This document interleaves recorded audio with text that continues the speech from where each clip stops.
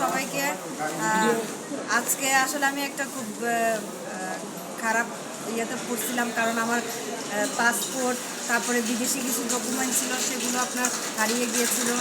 তো এই রেজা ভাইয়ের মাধ্যমে আমি সেটা ফেরত পাইছি। আমি আসলে ওনাকে কিভাবে ধন্যবাদ দিব আমার সেটা আসলে ভাষা খুঁজে পাচ্ছি না। আর ওনার এরকম কাজ দেখে মানে কী বলবো, কাজ দেখে আসলে আমরা খুবই অবাক যে ওনারা একটা যাত্রীর জন্য এত কিছু করতে পারে। এটা আমি মন থেকে এয়ারফোর্সে যারা আছে তাদের সবার জন্য একটা শুভকামনা করতেছি। আর তাদের এই কাজ দেখে আসলেই আমি খুবই খুশি, কারণ আমি আসলে একজন বিদেশি নাগরিক, কিন্তু বাংলাদেশে আসছি।